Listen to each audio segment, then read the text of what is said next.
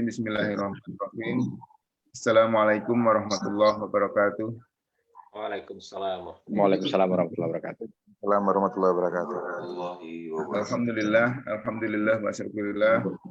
Wala haula wala quwata illa billah. La ilaha illallah wa la syarikalah wa asyhadu anna Muhammadan abduhu wa rasuluhu la nabiyya ba'd. Muhammadin wa ala alihi wa sahbihi ajmain.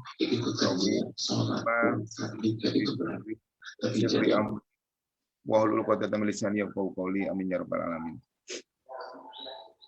Yang sama-sama kita hormati Pak Ustadz Arifin Nugroho LC, Bapak Ibu sekalian yang hadir pada hari ini, teman-teman, pertama dan utama tentu kita bersyukur kepada Allah Taala. Alhamdulillah hari ini kita masih diberikan berbagai kenikmatan kepada kita, nikmat iman dan nikmat Islam. Banyak yang mendapatkan nikmat Islam, iman dan Islam, tapi juga belum tentu diberikan nikmat kesehatan. Dan hari ini alhamdulillah insya Allah semuanya dalam keadaan sehat walafiat.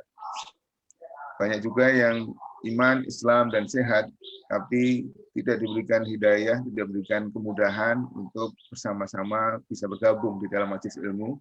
Alhamdulillah kita bersyukur juga hari ini kita diberikan hidayah oleh Allah, sehingga ringan langkah kita, sehingga ringan waktu kita untuk mengisi dengan kegiatan terbaik, yaitu Masjid Taklim, yang insya Allah menjadi jalan untuk meningkatkan kualitas iman dan takwa kita. Insya Allah akan menambah ilmu pengetahuan agama kita, dan semoga Allah catat sebagai kebaikan, sebagai jalan kemudahan untuk menuju surganya Allah SWT.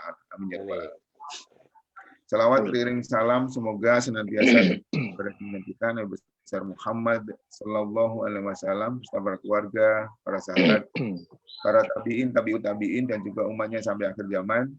Semoga salawat kita bagian daripada mahabbah kita, kecintaan kita kepada Rasulullah Sallallahu Alaihi Wasallam, dan semoga salawat kita menjadi jalan semakin dekatnya kita kepada Rasulullah, dan insya Allah di yaumul mahsyar nanti kita termasuk yang mendapatkan syafaat dari Rasulullah atas izin Allah SWT.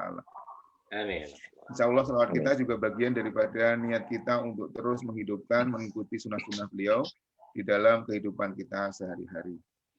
Ibu bapak sekalian, mari kita segera mulai saja pengajian kita hari ini. Untuk tidak mempanjang waktu, kita awali sama-sama dengan membaca Ummul Kitab Al-Fatihah. Semoga dengan sirul Al-Fatihah Allah bukakan mata hati dan pikiran kita untuk menerima mau'idhah hasanah hari ini.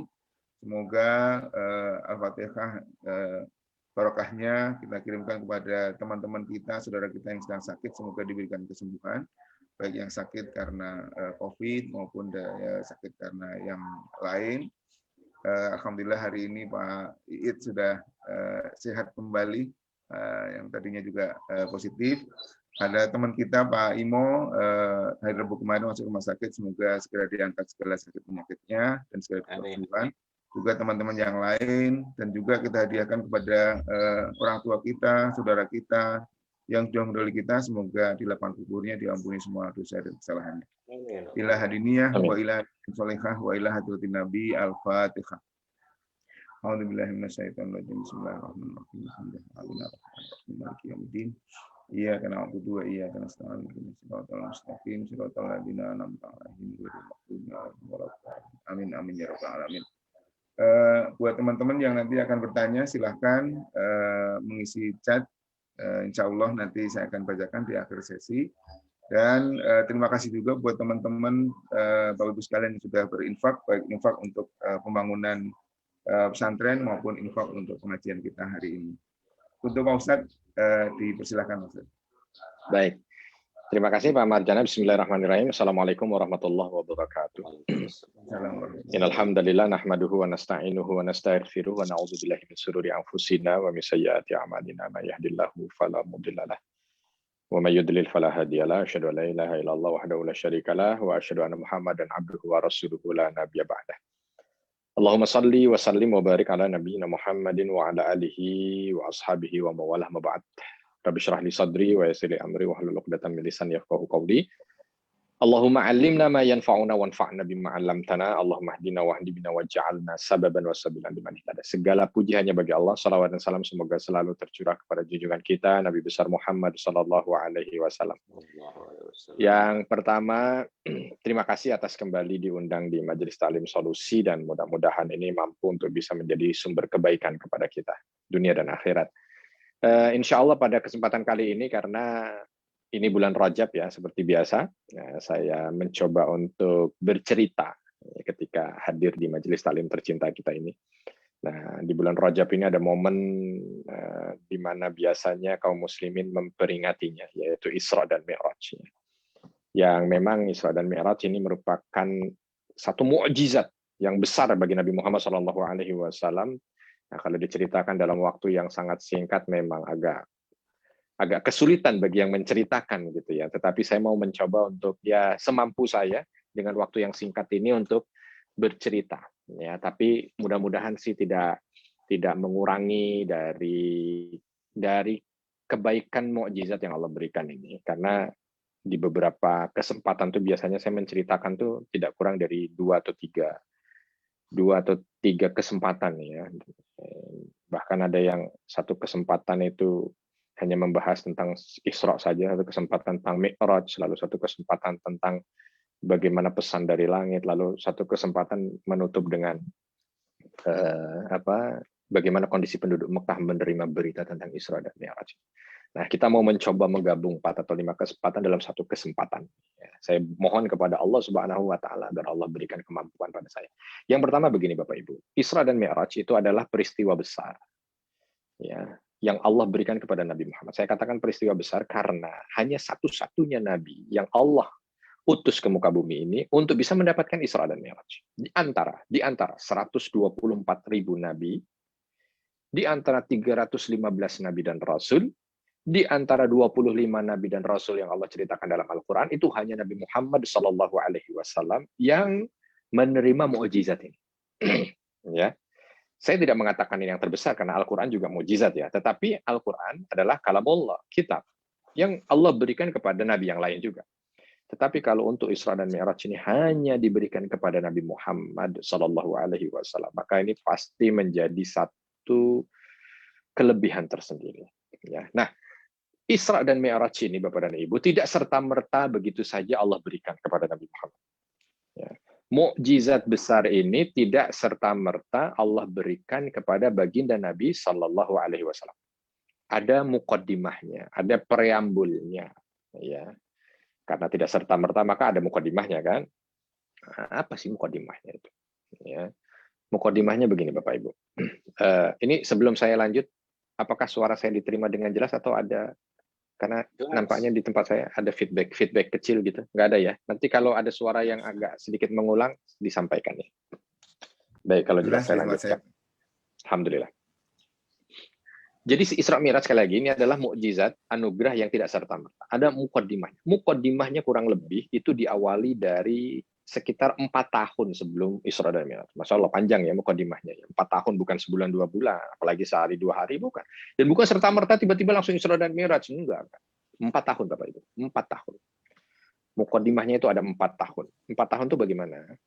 Jadi di tahun kurang lebih 6, 7 ya, sekitar 6 atau 7 setelah kenabian, belum hijrah ini. Ya, jadi masa hitungannya setelah kenabian, setelah Nabi mendapatkan wahyu. Itu adalah tahun terberat bagi dakwah. Tahun terberat dari dakwah. Tahun keempat itu sudah harus hijrah ke Habasyah, hijrah pertama. Lalu nanti tahun kelima, tahun keenam hijrah kedua. Karena memang Mekah sudah sangat tidak kondusif. Ditambah lagi ketika masuk ke tahun ke-7 dari kenabian. Jadi tahun ke-7 dari Nabi diutus menjadi Nabi, dapat wahyu. Itu kondisi yang sangat sulit. Sampai ketika orang-orang kafir Quraisy itu punya kesempatan untuk mengusir Nabi Muhammad dan orang beriman yang lain. Ya. Pengusiran ini disebut dengan embargo, ya, kalau dari segi sejarah yang ada dalam cerita Nabi Shallallahu Alaihi Wasallam. Jadi kala itu kafir Quraisy sepakat untuk mengembargo Nabi Muhammad dan orang-orang beriman. Orang-orang Islam pokoknya nggak boleh lagi tinggal di Mekah. Mereka harus keluar. Keluarnya kemana? Tinggal di satu lembah yang paling tandus yang ada di Mekah. Nama lembah itu namanya Syi'ab Abi Thalib. Lembahnya Abu Thalib. Tapi lembah itu paling tandus. Orang Islam diusir. Nggak boleh tinggal di Mekah lagi. Nggak boleh komunikasi dengan keluarga mereka. Mereka diasingkan. Diasingkan semuanya. Dan ketika diasingkan, nggak boleh bawa apa-apa. Nggak boleh bawa uangnya, nggak boleh bawa makanannya, nggak boleh bawa tenda, nggak boleh bawa apa segala macam.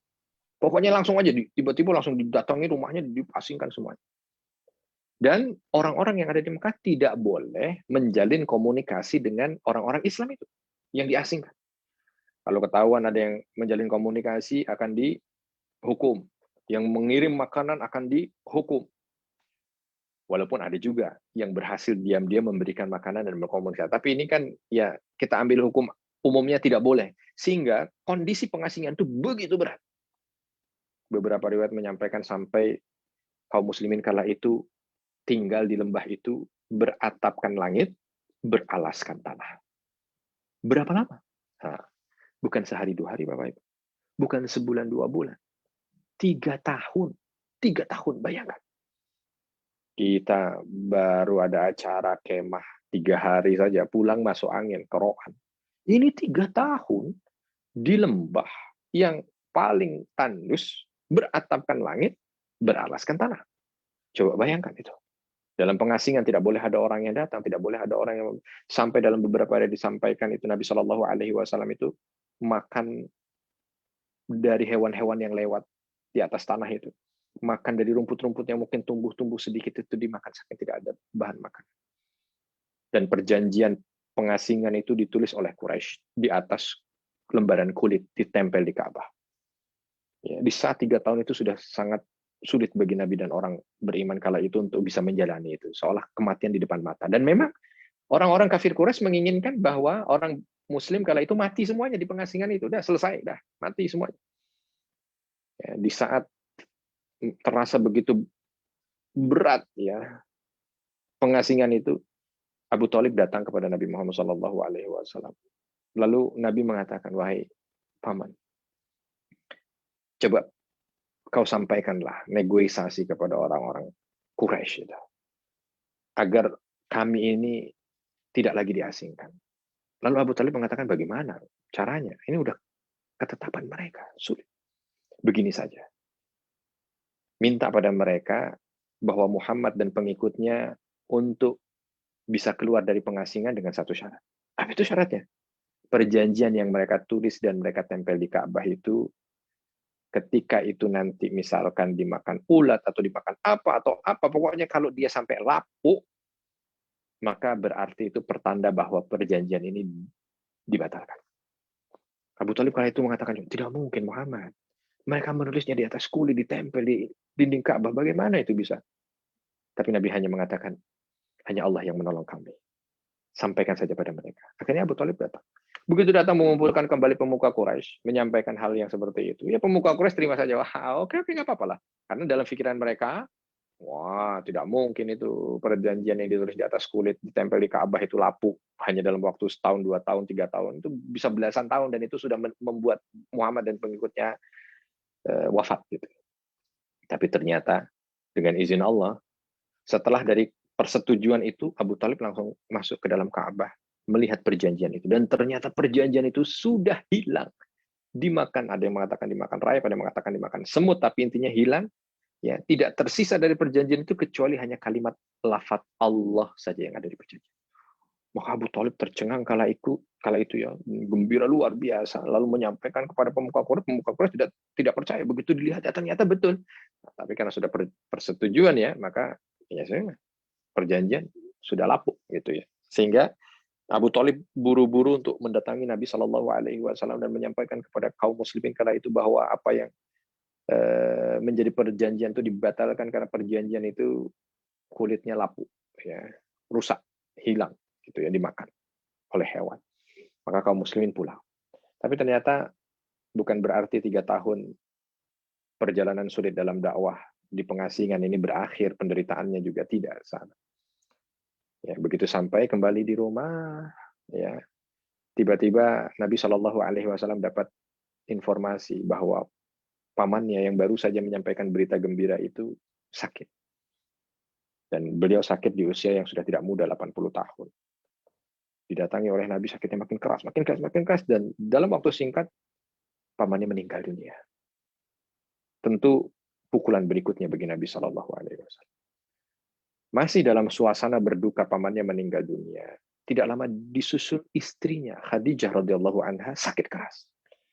Karena wajar ya, Khadijah adalah wanita terkaya yang ada di Mekah, dengan segala macam fasilitas tentunya kalau namanya orang kaya. Tiba-tiba harus menyertai suaminya untuk hidup di pengasingan, dengan segala kesulitannya. Tapi karena cintanya kepada Allah dan Rasul-Nya, maka beliau mendampingi suaminya dalam pengasingan itu. Nah, tadi saya sampaikan kita kemah 3 hari saja masuk angin, apalagi Khadijah radhiyallahu anha yang 3 tahun. Maka pulang dari pengasingan itu membuat beliau sakit, apalagi usia beliau juga sudah tidak muda lagi. Sakit yang makin yang akhirnya membuat beliau meninggal dunia lagi. Masya Allah. Makin terpuruk lagi. Ya kan, Nabi Muhammad SAW kala itu.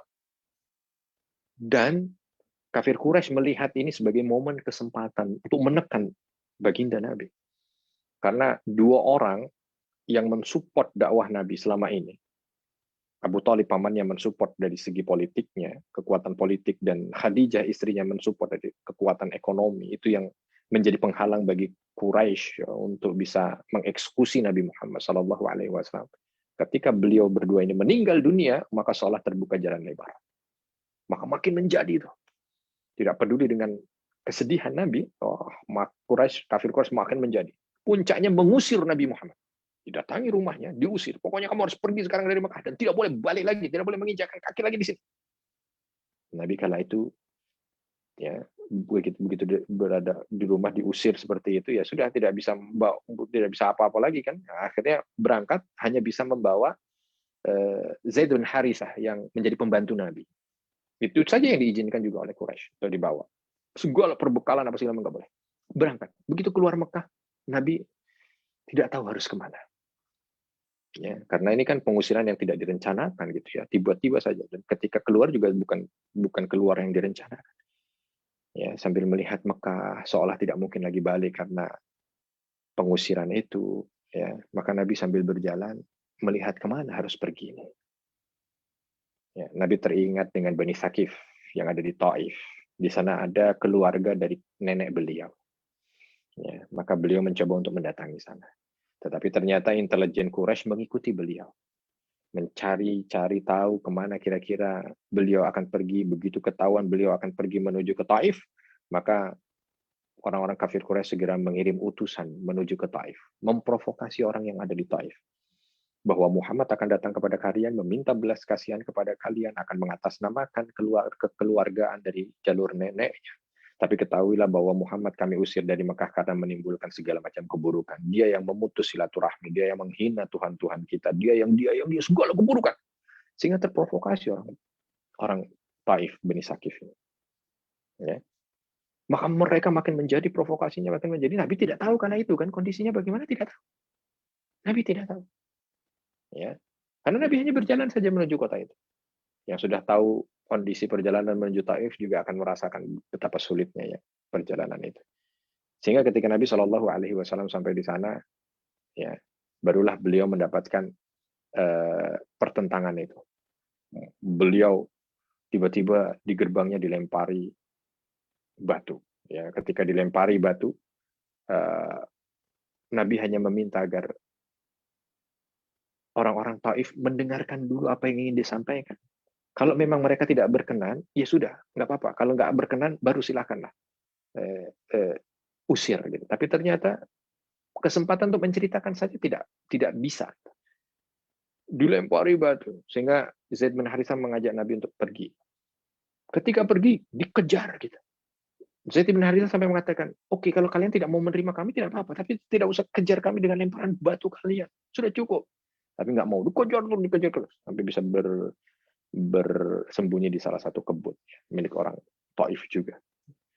Pulang dari sana tidak tahu mau kemana, sehingga dapat pertolongan dari Adi ibn Mut'im, salah seorang pemuka kabilah yang ada di seputaran Mekah, memberikan suaka kepada Nabi Muhammad SAW, perlindungan agar ya bisa masuk kembali ke Mekah. Tapi Nabi juga sadar bahwa masuknya di Mekah itu pasti tidak selamanya, karena Mut'im bin Adi juga kala itu belum masuk ke dalam Islam. Dan pasti orang kafir Quraisy akan terus melancarkan segala macam cara agar Mut'im bin Adi mencabut suakanya. Ketika sampai di rumah, kembali di Mekah, ini disingkatkan gitu ya cerita. Nabi masih dalam kondisi yang luar biasa. Berat ujian yang Allah berikan itu. Bertubi-tubi. Di malam hari, di saat sesak dada Nabi SAW kala itu, tiba-tiba terdengar ketukan pintu. Assalamualaikum. Lalu Nabi menjawab, waalaikumsalam. Dibuka, ternyata yang datang Jibril. Lalu Jibril menyampaikan kepada Nabi bahwa ada perintah dari Allah Subhanahu wa Ta'ala agar Nabi kala itu ikut kepada Jibril untuk melakukan Isra dan Mi'raj. Nabi kala itu belum tahu itu apa, bagaimana, dan apa yang akan. Tetapi Jibril meminta kepada Nabi untuk bersiap.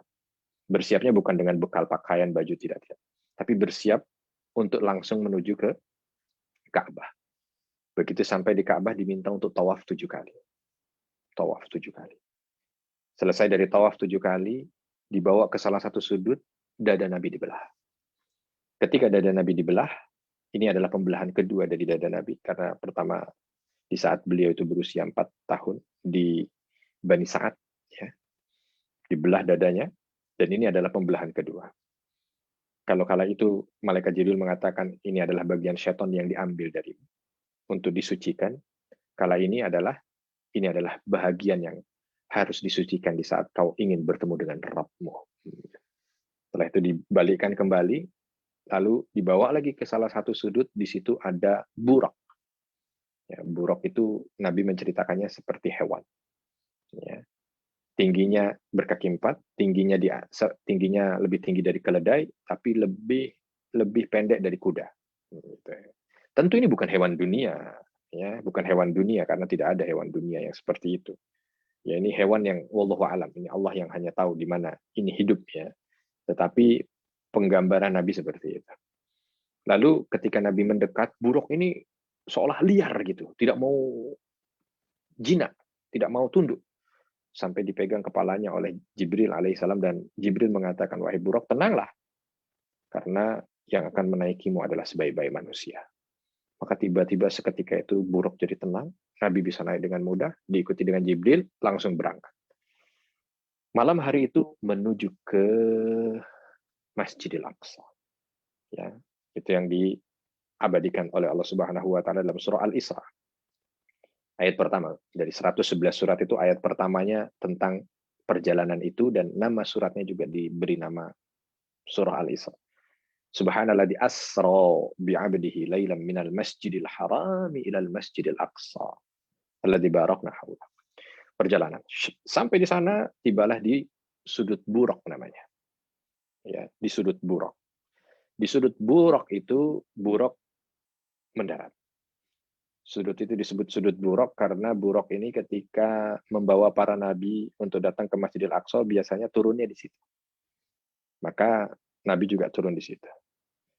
Ditambatkan Burak di salah satu tiang. Ya tentu memang namanya Burak bukan seperti hewan dunia kan. Kalaupun tidak ditambatkan, dia tidak akan lari ke kanan dan ke kiri dan pergi, tidak. Ya, tetapi ini untuk mengajarkan tentang makna ikhtiar sebelum tawakal.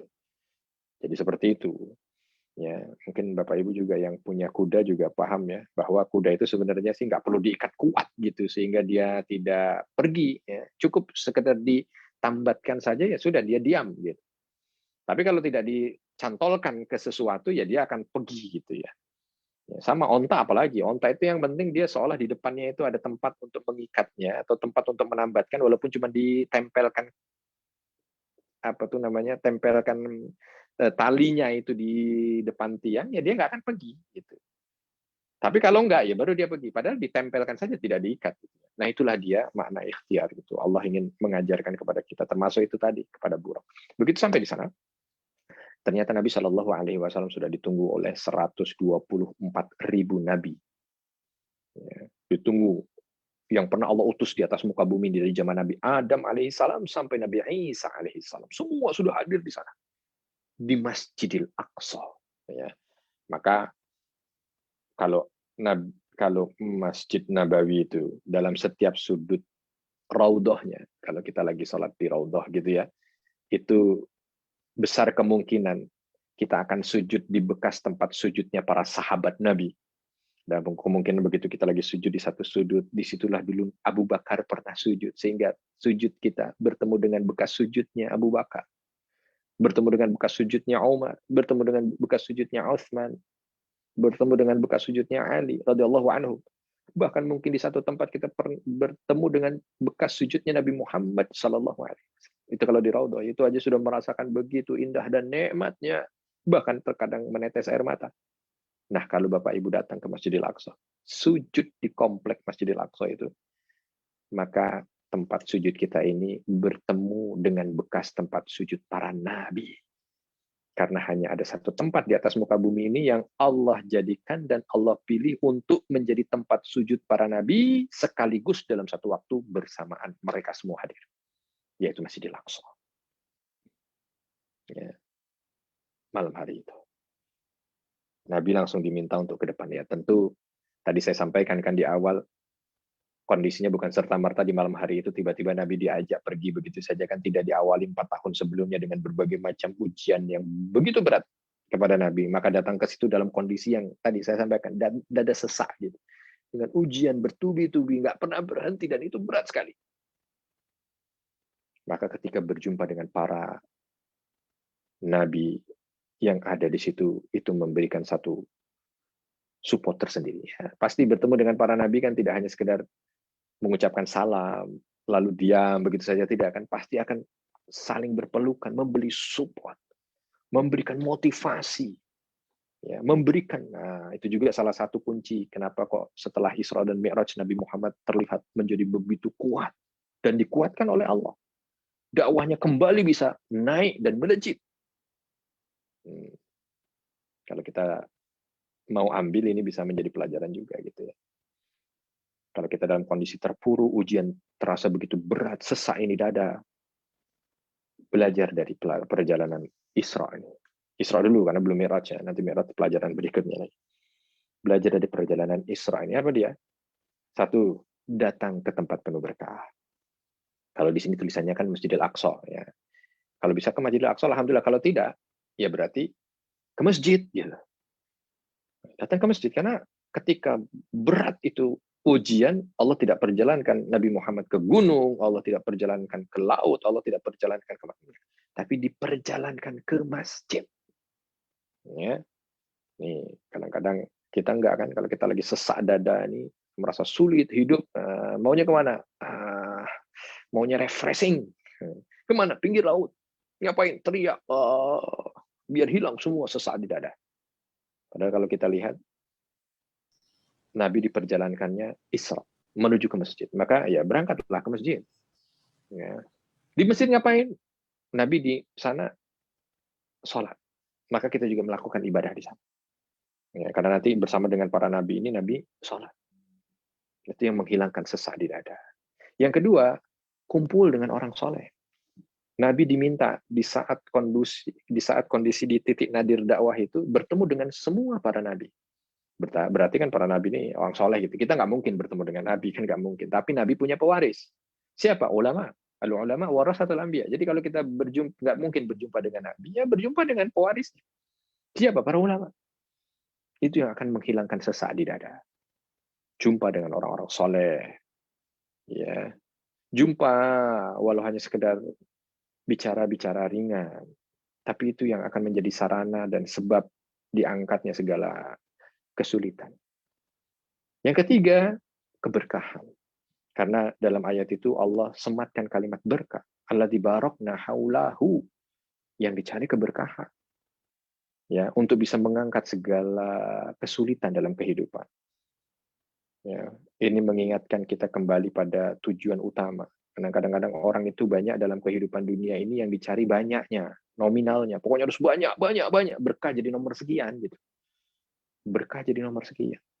Bahkan terkadang ketika ada takdir Allah yang mungkin sedikit menyaring hartanya, yang disampaikan hanya yang berkah-berkah saja, dia merasa bahwa itu adalah musibah keburukan. Kenapa nggak bisa dapat banyak sih? Padahal yang banyak itu tidak berkah. Allah saring supaya berkah yang sampai di dia gitu.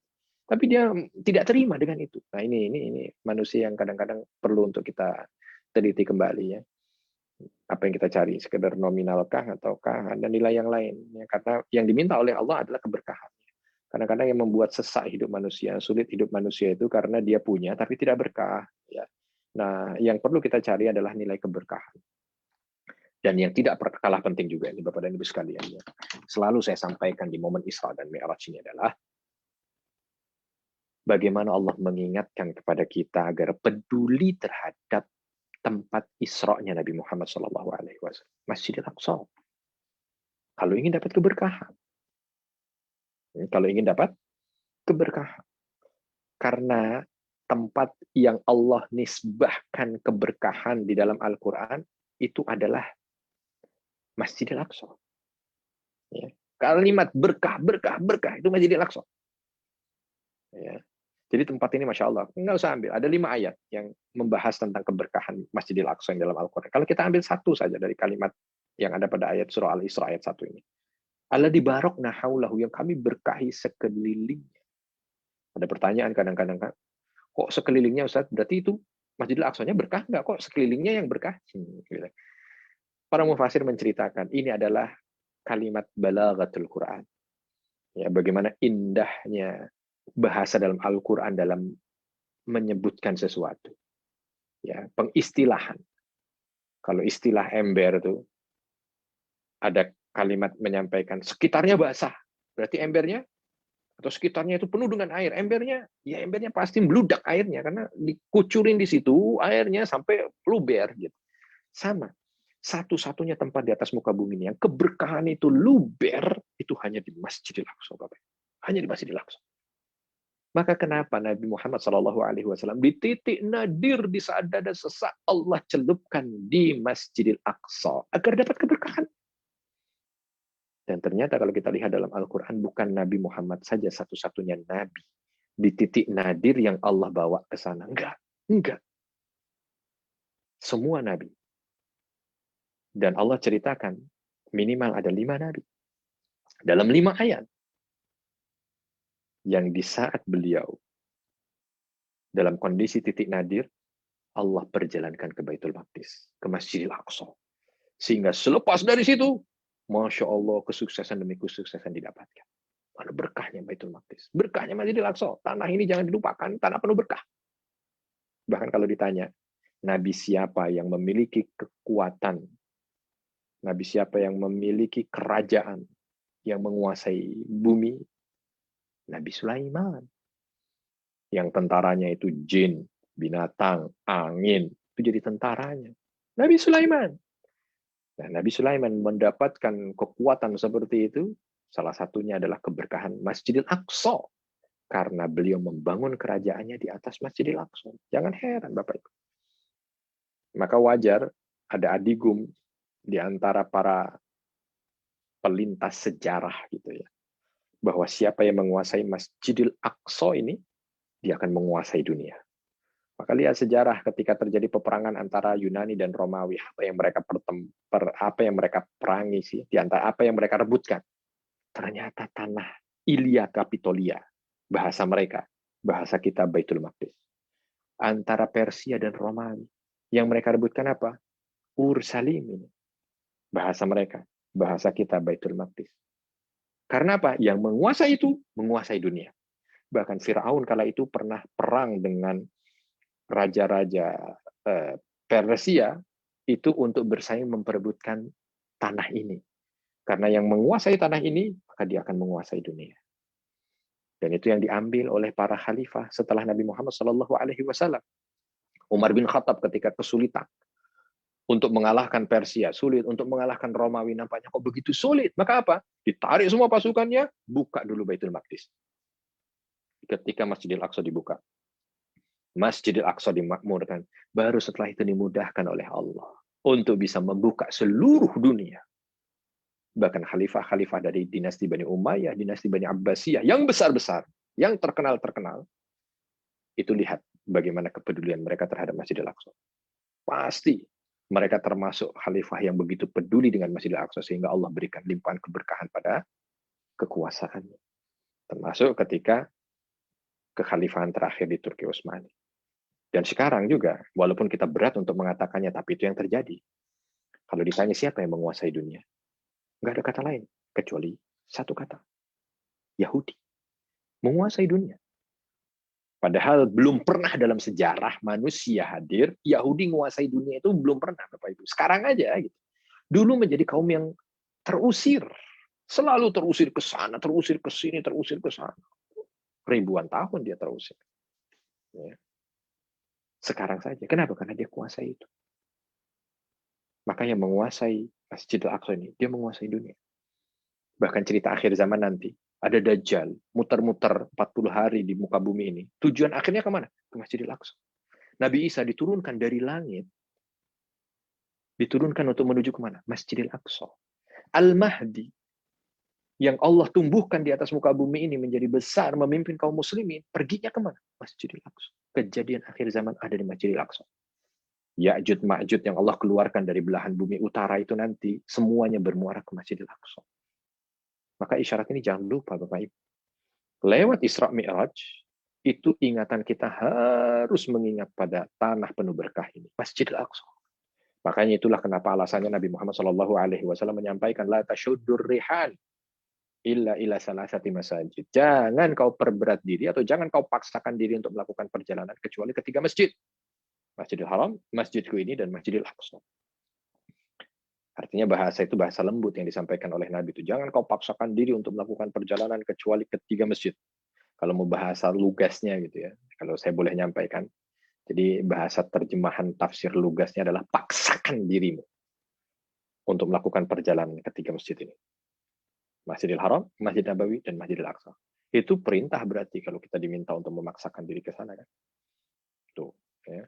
Kadang-kadang kita kan nggak lebih memaksakan diri untuk bangun rumah, lebih memaksakan diri untuk beli mobil, beli motor, apa segala macam gitu. Tapi untuk yang perintahin, padahal bangun rumah tuh nggak ada perintahnya. Paksakan dirimu untuk bangun rumah, nggak ada. Paksakan dirimu untuk beli kendaraan, nggak ada. Paksakan dirimu untuk apalagi lah, untuk jalan sana jalan nggak ada. Tapi ini perintah dari Nabi, kita nggak gitu.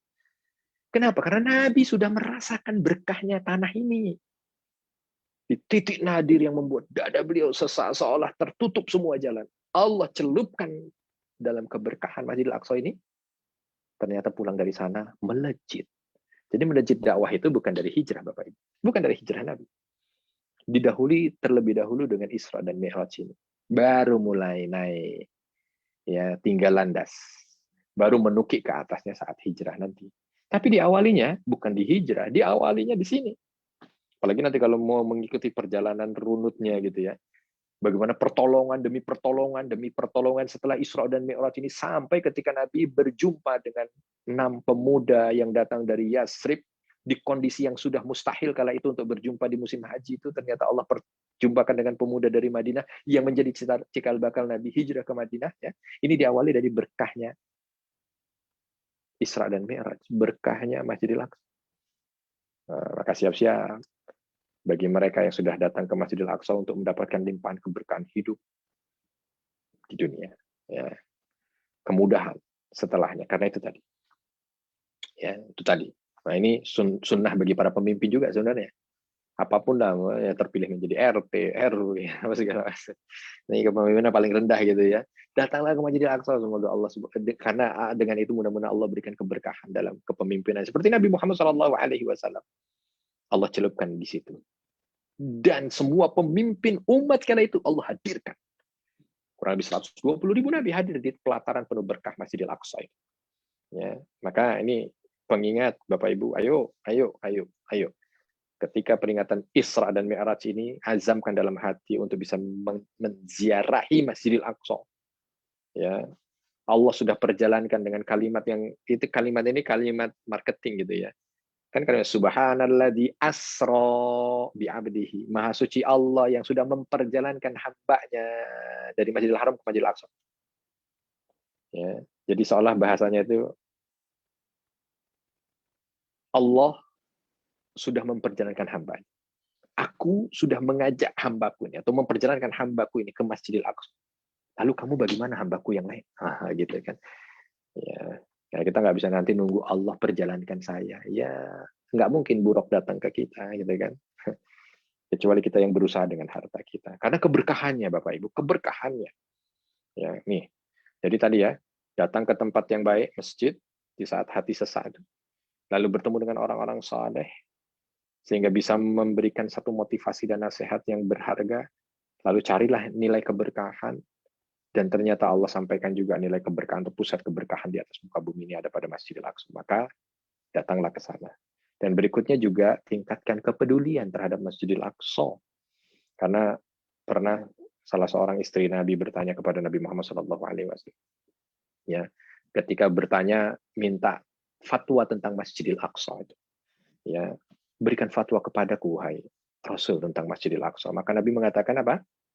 U'tuhu fasallu fi. Itu tanah-tanah penuh berkah, tanah di mana manusia dulu awal disebar ke seluruh muka bumi, nanti di akhir zaman juga akan dikumpulkan di sana. Maka kamu harus datang ke sana dan sholat di dalam. Ya, sholat di dalamnya ini juga bukan perintah Nabi Muhammad saja, tidak. Nabi Sulaiman, Bapak Ibu, ketika selesai membangun bangunan di atas Masjidil Aqsa ini berdoa dengan 3 doa dan semuanya dikabulkan oleh Allah.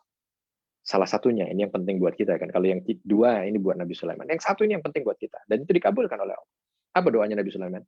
Nabi Sulaiman berdoa, ya Rabb, jangan ada dari hambamu yang melakukan perjalanan menuju ke tanah ini dengan ikhlas hanya karenamu, mengharap ridhamu. Lalu dia sholat di sini 2 rakaat, kecuali pulangkan ke kampung mereka dalam kondisi bersih tanpa dosa. Dan itu Allah kabulkan. Makanya Nabi meminta kepada kita, Nabi Muhammad, "U'tuhu fasallu fi", datang ke sana dan sholat. Tapi Maimunah kala itu sebagai seorang wanita yang dengan segala keterbatasannya, dan kala itu juga Baitul Maqdis belum dibuka oleh kaum muslimin, bertanya kepada Rasul, kalau enggak bisa datang ke sana bagaimana wahai Rasul?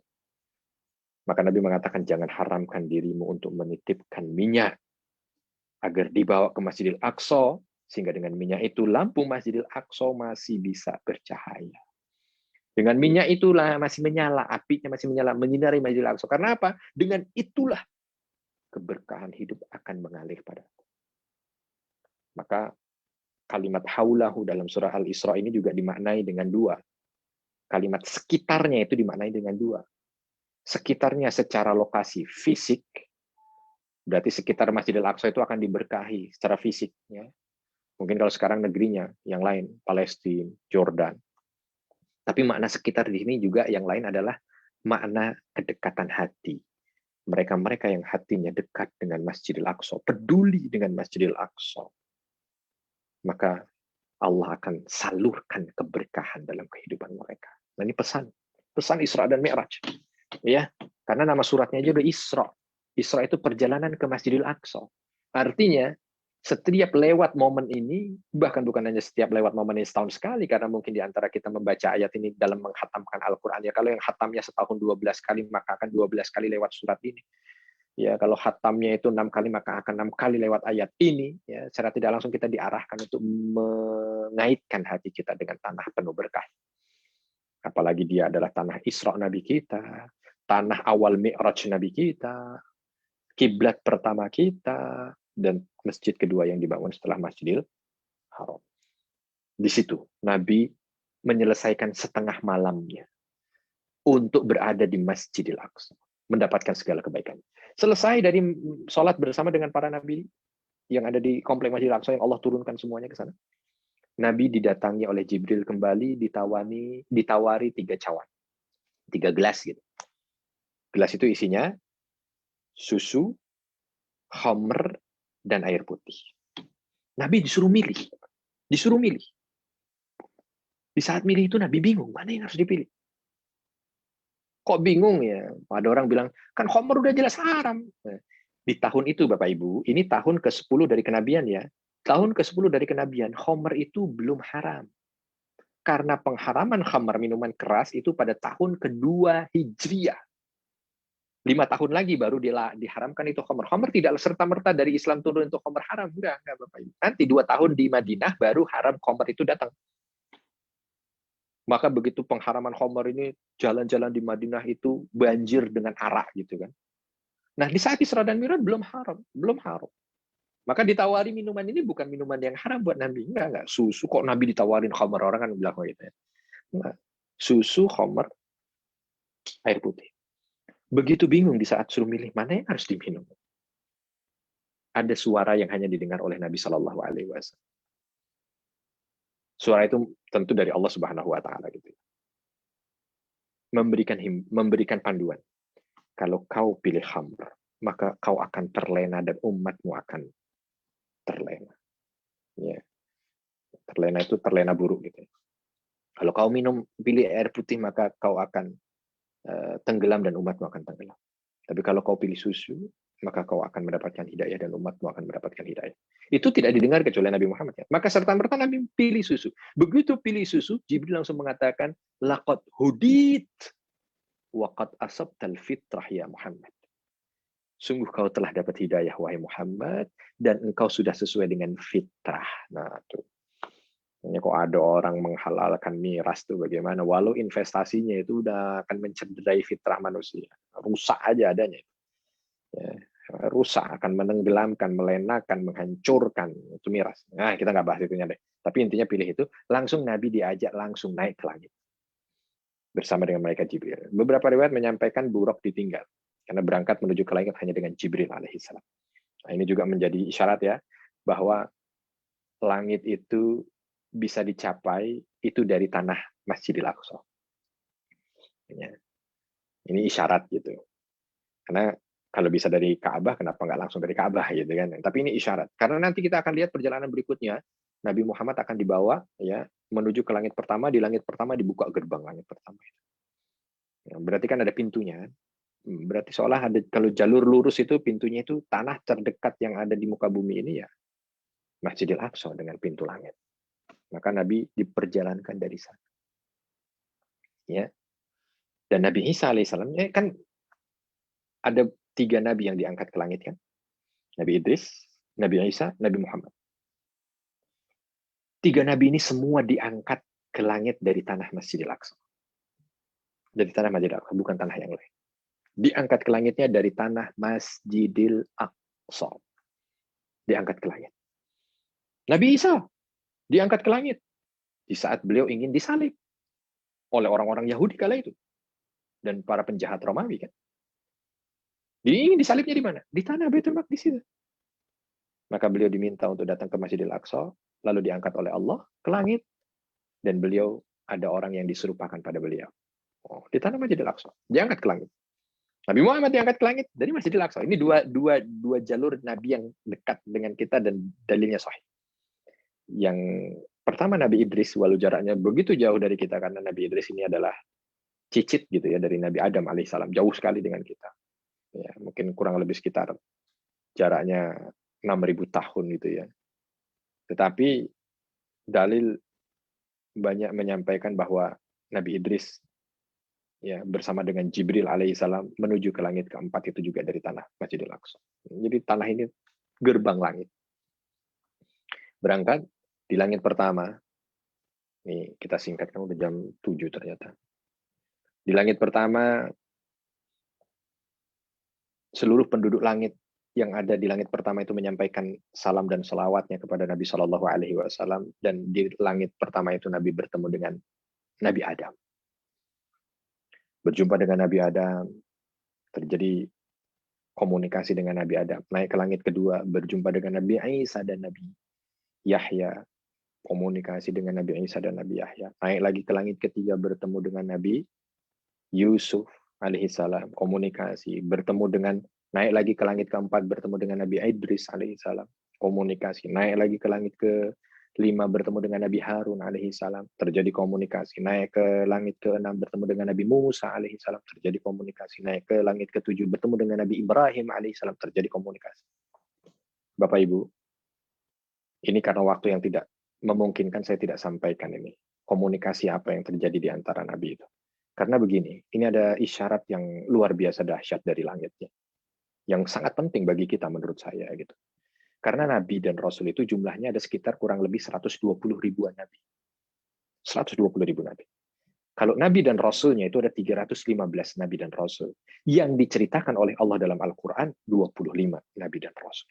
25 Nabi dan Rasul.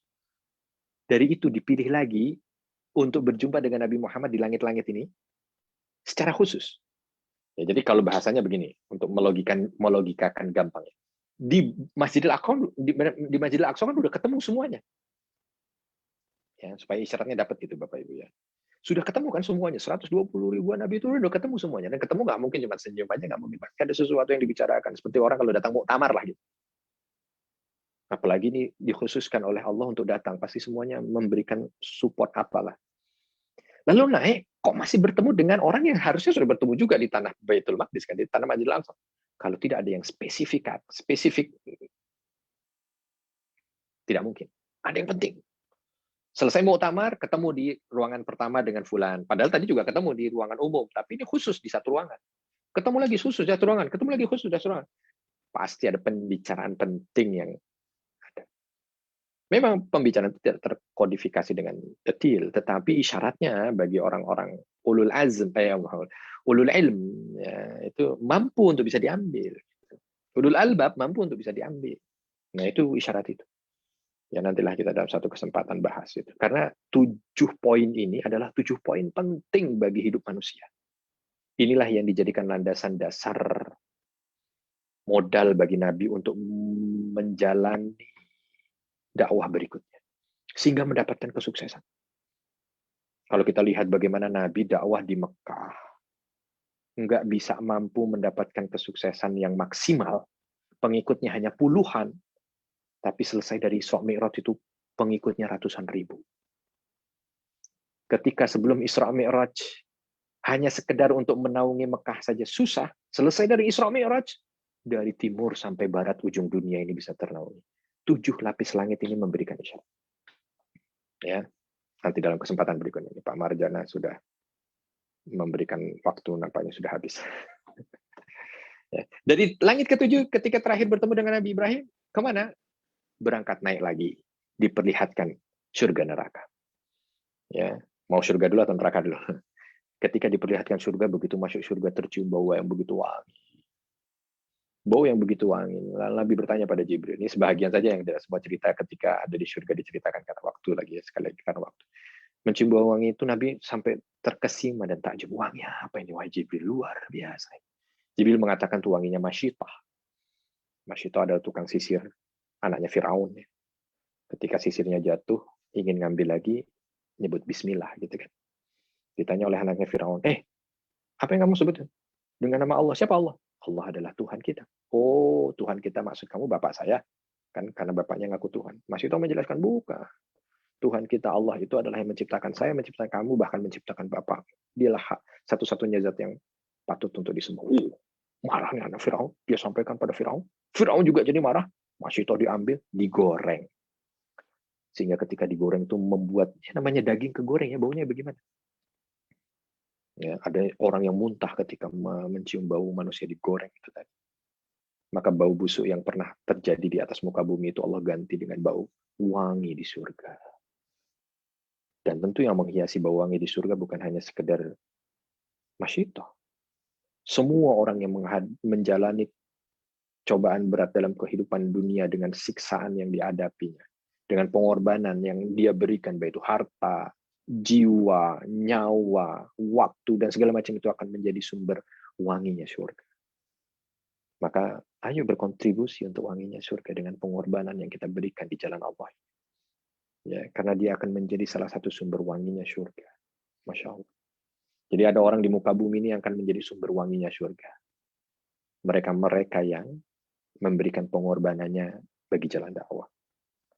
Lalu jalan lagi melihat istana-istana yang begitu menakjubkan. Ditanya istana apa ini wahai Jibril, ini istana hamba-hamba Allah yang sudah disiapkan untuk mereka. Oh. Istana yang menakjubkan ini yang diceritakan oleh Nabi ketika sudah turun ke muka bumi kepada para sahabatnya, ya tentu harus menjadi poin juga buat kita kan. Kumpulkan istana sebanyak-banyaknya. Dan ternyata untuk mengumpulkan istana di surga tidak sulit juga loh. Lebih sulit ngumpulin kos-kosan di dunia. Kok bisa? Coba lihat dulu dalilnya. Kan banyak dalilnya bagaimana caranya supaya kita punya istana di surga. Orang yang sholat 12 rakaat, qobliyah dan ba'diyah selama sehari semalam, maka akan dibangunkan istana di surga. Orang yang membangun masjid, maka akan dibangunkan istana di surga. Orang yang membaca surah Al-Ikhlas 10 kali dalam sehari semalam akan dibangunkan istana di surga. Masya Allah, itu baru sebagian. Yang lain banyak lagi. Nah, cobalah. Kalau untuk dunia kadang-kadang kita mati-matian dan bahagia kalau dapat. Harusnya untuk akhirat jauh lebih mati-matian dan jauh lebih bahagia.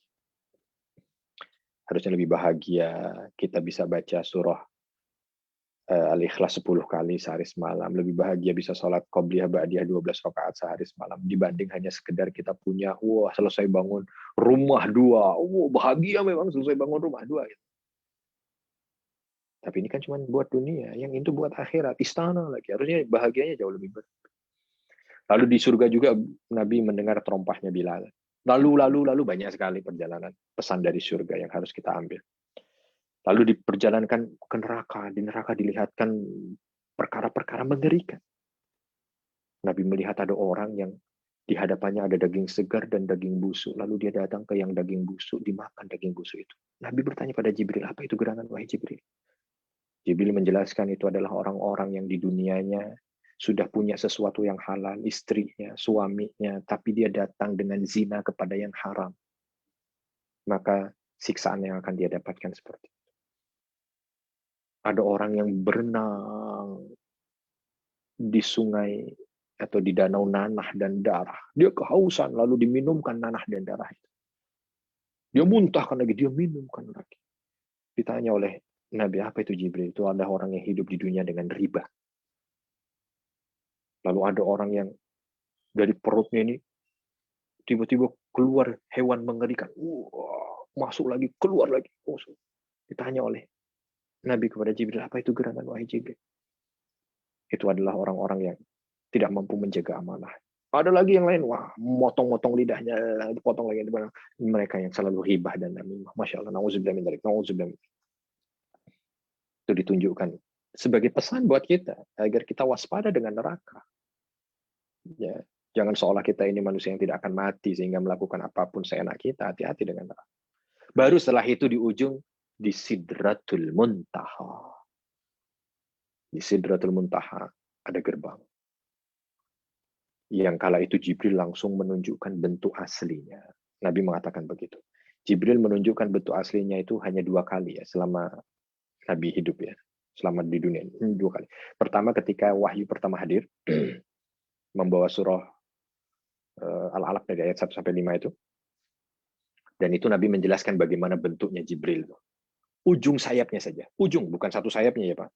Ujung sayapnya itu saddama bainal ufuk. Ujung sayapnya itu memenuhi langit dari timur sampai barat. Itu baru ujung sayapnya. Padahal malaikat Jibril punya 600 sayap. 600 sayap. Untuk menghancurkan Sodom dan Gomorrah itu juga Jibril hanya menggunakan ujung sayapnya saja. Itu sudah mengerikan dunia dihancurkan dengan ujung sayap. Dia punya 600 sayap. Dan ketika berada di gerbang Sidratul Muntaha itu, besarnya Jibril yang harusnya tidak terbilang lagi itu, besarnya, karena ujung sayapnya saja itu memenuhi langit dari ujung timur sampai barat. Itu baru ujung sayapnya.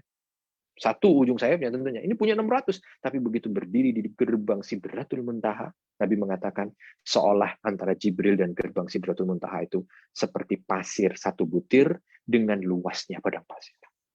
Jadi seolah Jibril yang sudah begitu besar itu hanya seperti butiran pasir di luasnya padang pasir. Nggak bisa kebayang. Dan di situ Jibril mengatakan, Muhammad, di sini batasku. Aku tidak bisa menemanimu ke dalam. Lalu Nabi bertanya, kenapa? Jibril mengatakan, kalau aku masuk ke dalam ini, maka aku akan terbakar. Masya Allah ya, kemuliaan yang Allah berikan pada Nabi kita, Nabi Muhammad SAW, karena beliau tidak terbakar ketika masuk. Lalu bertemu dengan Allah di sana. Ini banyak perjalanan Sidratul Muntaha banyak ya. Asal-usul nama Sidratul Muntaha itu apa, lalu apa yang ada, nanti silakanlah dicari lebih dalam lagi. Kalau kita jelaskan nanti sampai jam 10. Singkatnya langsung bertemu dengan Allah Subhanahu wa taala. Nah, ketika bertemu dengan Allah Subhanahu wa taala, ini juga kemuliaan yang Allah berikan kepada nabi kita, Nabi Muhammad sallallahu alaihi wasallam, karena hanya ada 2 nabi yang bisa melihat Allah ketika sudah ada di muka bumi. Kalau nabinya ada 3, tapi yang satu Nabi Adam itu masih di surga. Ini yang di bumi. Nabi Musa dan Nabi Muhammad. Nabi Musa melihat Allah baru permulaan cahayanya pingsan. Nggak kuat matanya. Nabi Muhammad Shallallahu Alaihi Wasallam dari awal sampai akhir melihat cahaya Allah tidak pingsan. Maka melihatnya ini melihat Allah tidak dalam wujud aslinya, karena nanti wujud aslinya akan Allah perlihatkan kepada hambanya yang masuk ke dalam surga, dan ini kenikmatan yang paling tinggi. Maka belum ada hambanya yang melihat. Termasuk Nabi Muhammad hanya melihat cahaya Allah, seperti yang dilihatkan kepada Nabi Musa. Di sini Nabi menerima 3 perkara. Yang paling sering didengar dari kita adalah perintah sholat. Betul. Tapi bukan hanya perintah sholat ternyata. Dalam beberapa hadis sahih disampaikan, selain perintah sholat yang 5 waktu, ini menunjukkan pentingnya sholat 5 waktu. Yang kedua adalah 3 ayat terakhir surah Al-Baqarah. Ini juga Allah turunkan dan langsung diterima oleh Nabi di Sidratul Muntaha. Dan yang ketiga hadis qudsi, bahwa siapapun yang meninggal tidak menyekutukan aku dengan apapun, maka dia akan dapat jaminan surga. Nah, ini 3 ya yang didapatkan dari Nabi Muhammad SAW. Lalu setelah itu pulang. Nah, bagaimana perjalanan pulangnya? Apa yang dilaluinya lagi sampai di Masjidil Aqsa kembali, langit-langit dilalui bagaimana? Nanti bagaimana kondisi ketika di Mekah? Nah, itu kayaknya waktunya yang tidak cukup. Jadi mungkin kita akan lanjutkan pada pertemuan Isra Mi'raj di tahun yang akan datang.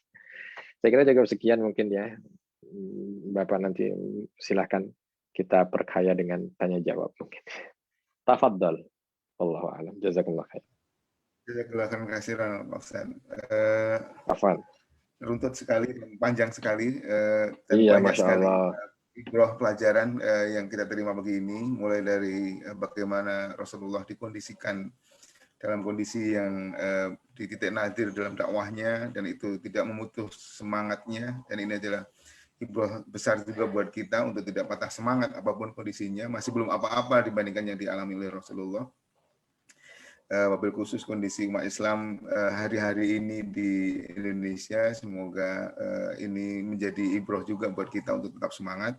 Kemudian bagaimana Rasulullah proses perjalanannya tadi, karena ini beberapa yang kalau bagi saya itu adalah baru saya mendengar. Kemudian bagaimana kemuliaan Masjidil Aqsa yang ini juga saya kira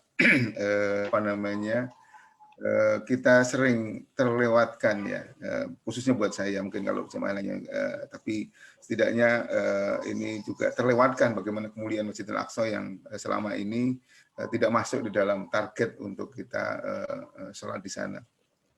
Kemudian juga perjalanannya tadi, saya kira saya tidak perlu ulang, banyak akan panjang dan takutnya malah jadi berkurang, Pak Ustaz.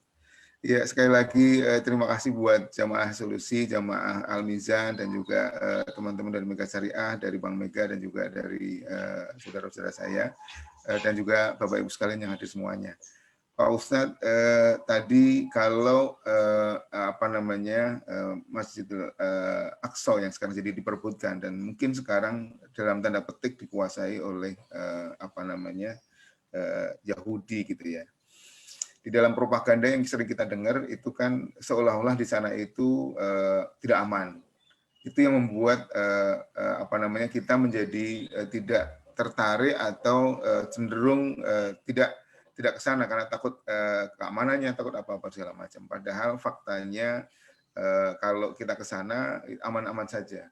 Yang tidak aman itu adalah bagi pemuda-pemuda Palestina yang dia dimintain KTP dan kemudian kalau berulah.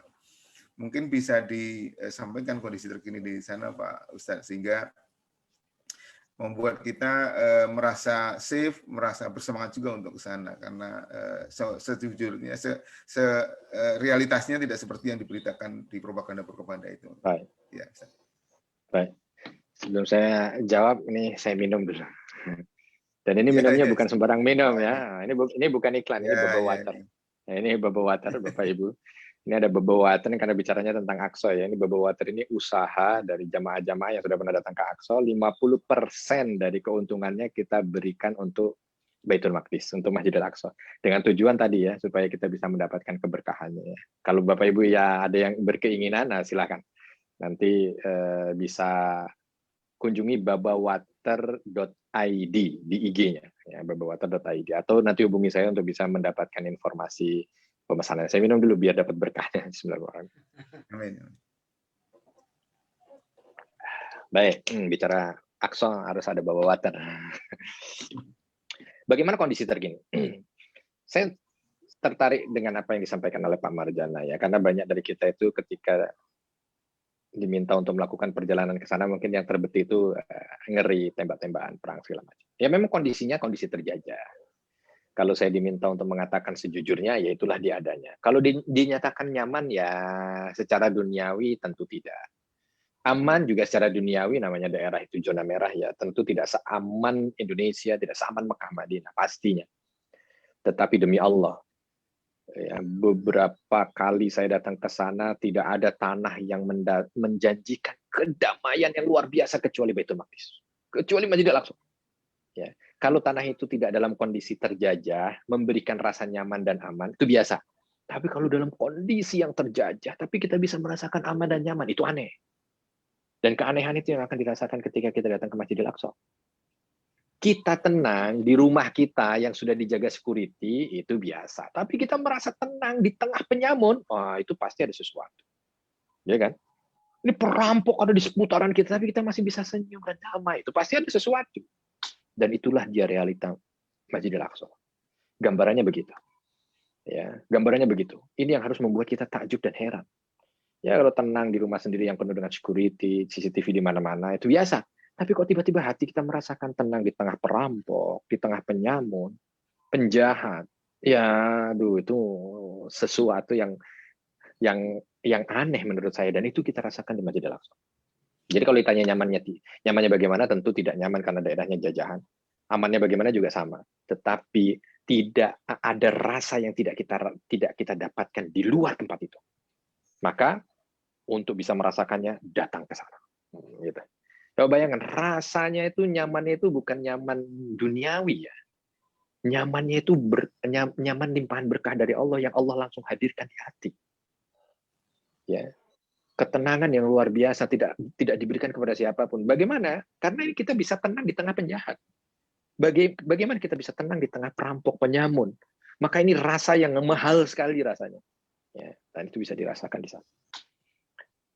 Kondisi bagi kita insya Allah alhamdulillah ya. Alhamdulillah beberapa kali ke sana relatif terkendali lah ya. Artinya segala halangan dan rintangan itu insya Allah terkendali.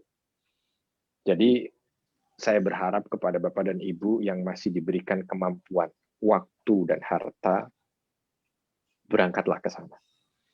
Karena tadi saya sampaikan, Nabi sampai menyampaikan la tasyuddur rihal ila salasati masajid. Jangan kau paksakan diri untuk untuk pergi kemana-mana kecuali ketiga tempat ini. Bahasa dokternya itu saya gampangnya begini. Kalau ada seorang ibu datang ke dokter, lalu dokter bilang, jangan kau paksakan anakmu makan kecuali sarapan. Berarti hukumnya kecuali sarapan. Misalkan dokter bilang gitu, jangan kau paksakan anakmu makan kecuali sarapan. Berarti sarapan paksa. Oh, gitu. Gimana caranya? Wajib. Sama, Nabi ngomongnya dengan bahasa halus. Jangan kau paksakan diri untuk melakukan perjalanan kecuali ketiga masjid. Maka ketiga masjid ini paksa.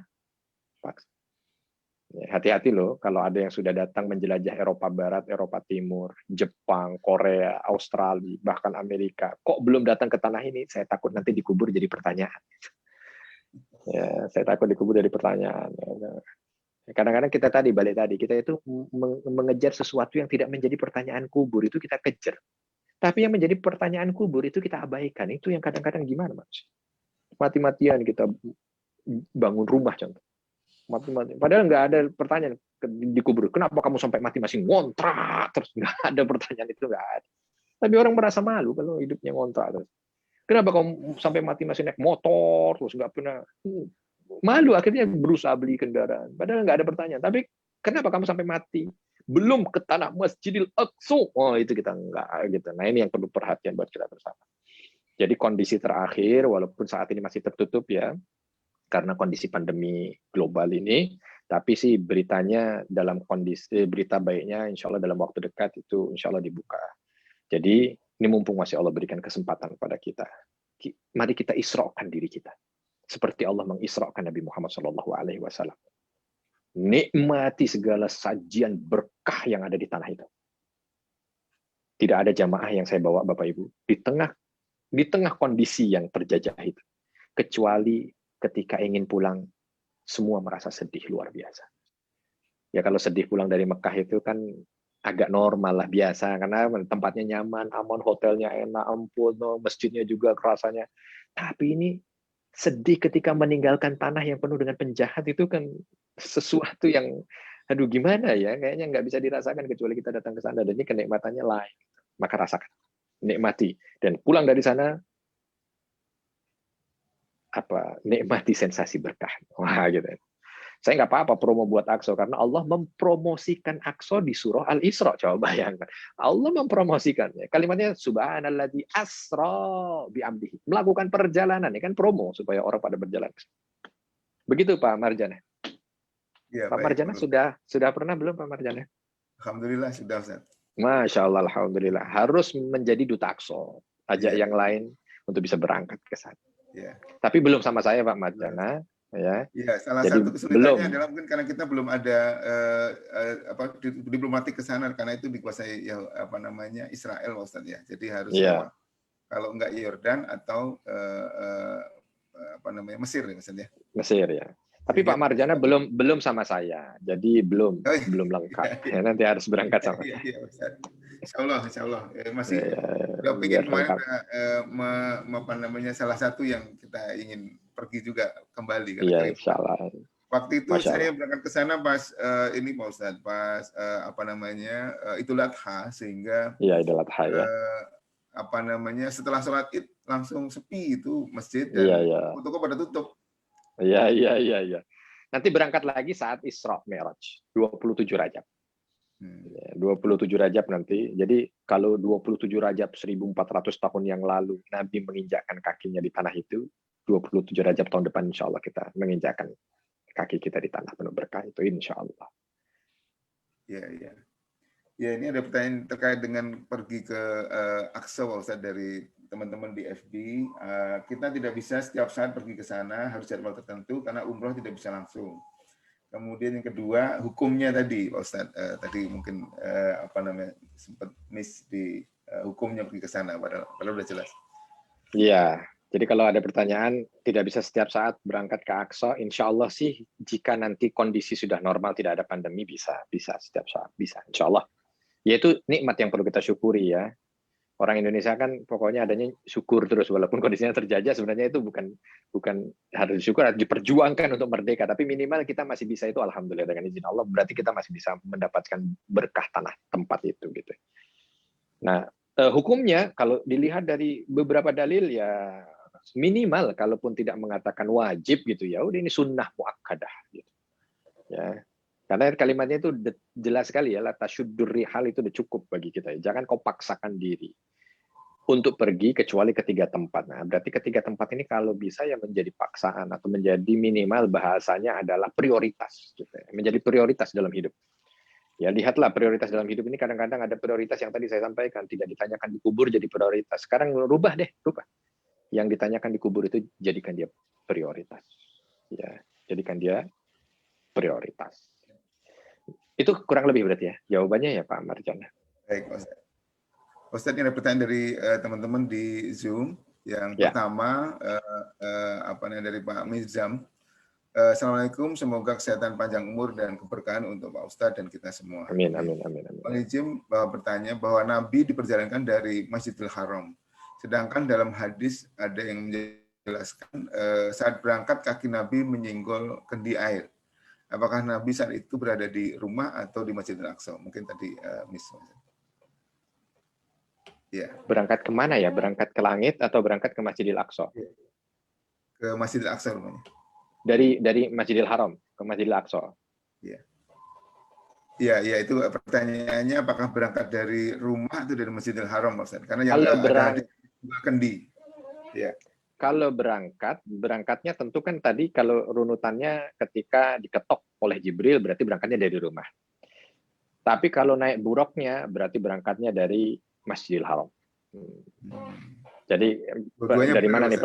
Dua-duanya benar ya, karena berangkatnya dari rumah kan, dari rumah dulu dibawa Jibril tawaf, dari tawaf ke buruk baru berangkat.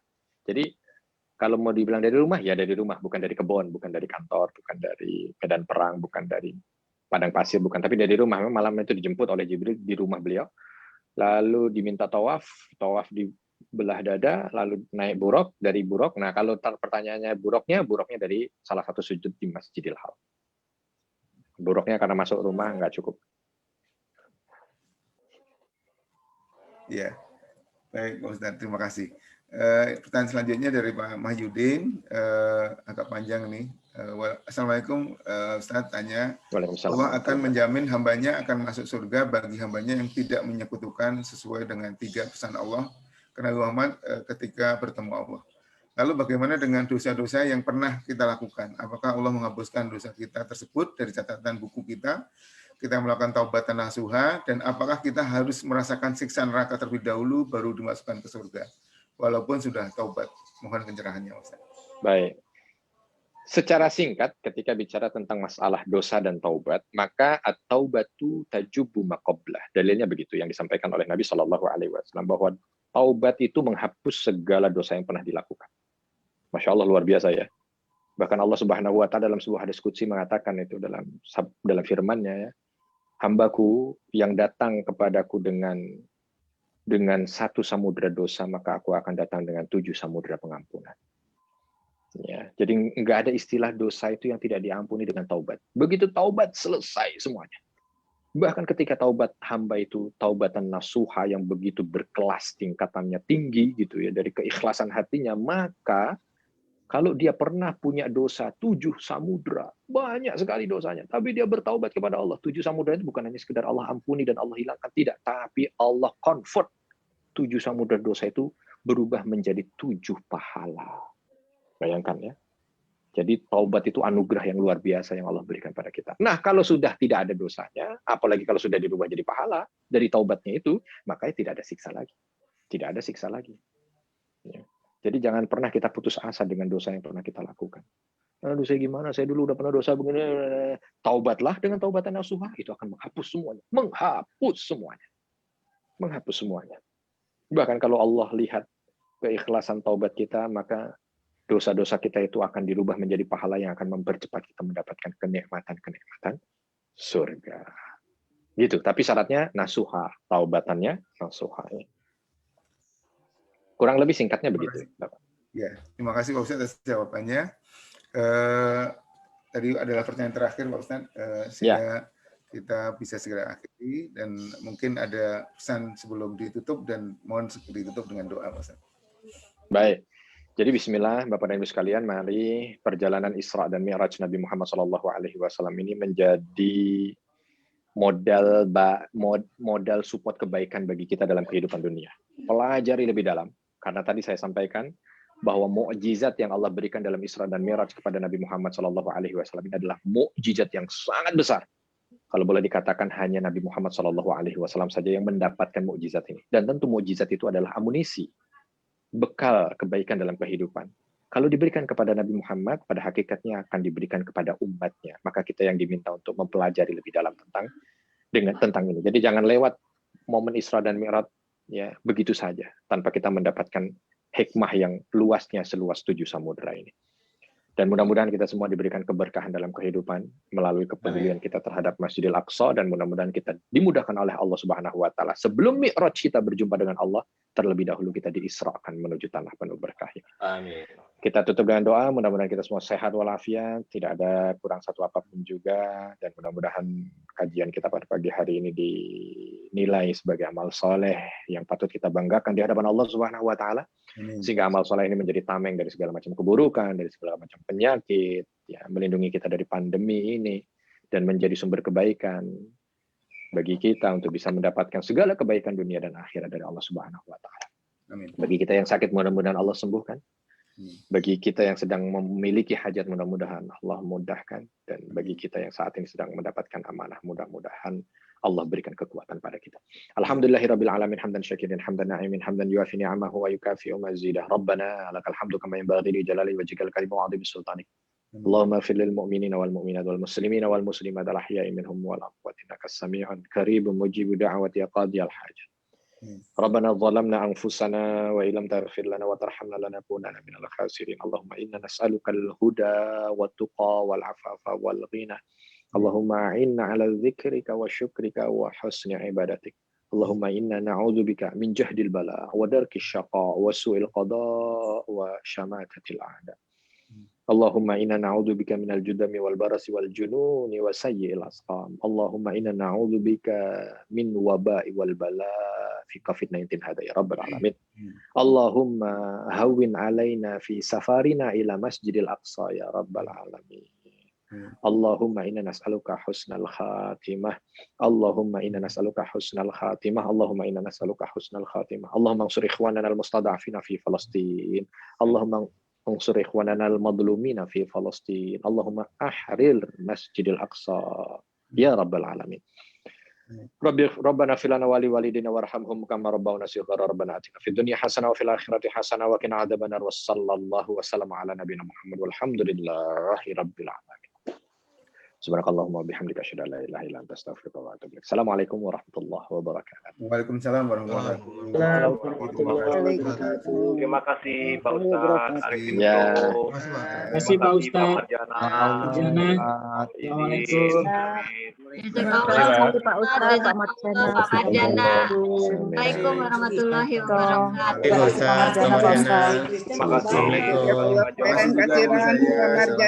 Pak Ustadz. Terima kasih Pak Marjana, Pak Ustadz. Assalamualaikum. Assalamualaikum warahmatullahi wabarakatuh. Assalamualaikum Pak Marjana, makasih Pak Marjana. Ji, sami-sami. Assalamualaikum. Terus Bapak, pamit. Pak Ustadz Arifin Nugroho, Barokallah panjenengan.